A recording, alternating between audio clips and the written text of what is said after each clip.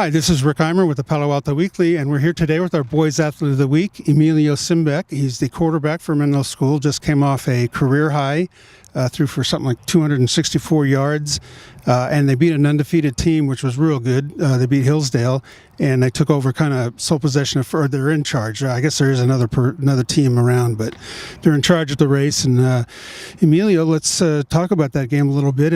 Undefeated to you, they're both the Knights. It's kind of one of those great rivalries. Yeah, so Hillsdale's a great team, and we'd seen them play, a lot of us, earlier in the year. We were watching their game against Sacred Heart, and they beat up on them pretty good, and so we knew they were definitely going to be a great team the rest of the season. They were undefeated, got a great senior class. They had a great quarterback, great skill guys on the outside, so we knew it would definitely be a tough game. We knew it was probably going to end up being for at least a clinch of the league title, so we really played our hearts out, played like it was the last game of the year. We really wanted to get our year up on the banner in the gym and share that league title. So I think we played a great game all around. The offensive line stepped up huge, and our coaching staff put us in a great place. Right, and that almost would have been the last regular season game for the air quality there. So, you're speaking of Sacred Heart Prep. That's your game coming up. That's obviously the rivalry, the Valpo Bowl they call it. What do you enjoy most about that game? Well, I think it's a huge community thing. I mean, I've been going to those games since the third grade when I wasn't even a student at Menlo, because I had some friends there, and there's thousands of people at that game. People are thinking about it and talking about it for months leading up. As a freshman on campus, that's all I could think about was, my senior year Valpo Bowl, and to be here and to be starting in that big game. It's going to be huge. It's a huge confidence builder for both teams. It's bragging rights. We see those guys, all around town. I've been playing against them since flag football my sixth grade year, for the most part. So it's a huge game. It's the biggest game of the year every year, regardless of league and CCS, in my opinion, just because of how much it means off the field. So we got to prepare as hard as we've ever prepared this week, and they're a great team. They play a lot of good teams. So even if their record is a little bit worse than ours, we don't treat them with any less respect. We're going to go out there and treat them like it's a great team.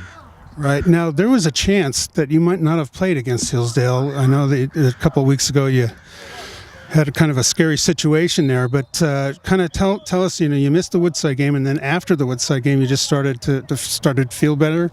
Yeah, so I mean, it was on my mind what games I was going to have to miss as my situation started to get worse and worse. I knew I was going to have to at least miss at least 1 week, and then once the air quality started to get bad, it kind of aligned perfectly for me, just because that game got moved the next game after Woodside. So I kind of cut my losses there, realized I had to miss that homecoming game, which was a bummer to miss your senior year homecoming, but I knew the team would step up big, and we got a huge win without me there. And then had a week to rest up during Sequoia, and then was able to come back Monday for Hillsdale, prepare that week, and then go out there and show them that I had been preparing. And our coach, puts us in such a good place to win every year. And the O-line did such a good job protecting me. I was a little bit nervous coming back. I'd lost a little bit of weight. Didn't know if I'd be, in the same playing shape I was before, but everybody around me stepped up and made my job a lot easier. Yeah, I noticed you had a couple guys catch a lot of passes for a lot of yards there.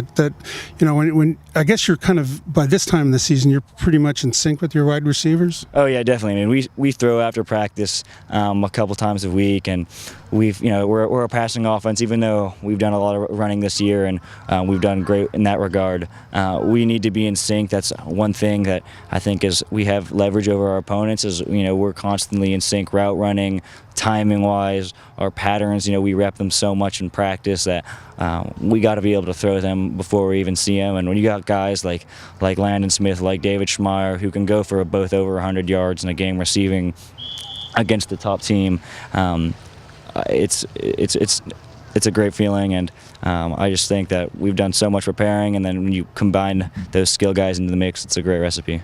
Yeah, it must be kind of fun to talk football with a coach that's played quarterback at Menlo School too. And then, of course, behind Hayden, I know Hayden's a very intelligent guy, and you probably talked a lot with him.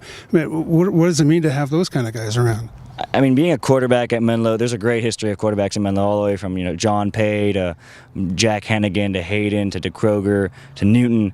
There's been a lot of successful people here and that have been successful in this system, so there is a ton of knowledge. I'm constantly picking their brains. Coach Newton, Coach Ward, who we brought in last year for the second time, has a tremendous understanding of the game. Even though he didn't play quarterback, has done so much with our offense and really revolutionized it. And so it's just having all these guys out here and having all that knowledge for me to be able to just, be receptive and listen, and wait my turn. It's been great, and learning behind Hayden last year prepared me super well. And then, of course, quarterback is much more than just the results, which are very important, but there's a lot that goes into it. You got to kind of know psychology, you got to know a little bit of everything. I mean, what's your understanding of the position? Well, I think ultimately it comes down to being a leader. Somebody that's done a great job helping me understand that is Gary Reikus, the founder of the Reikus Center, a coach on the JV team.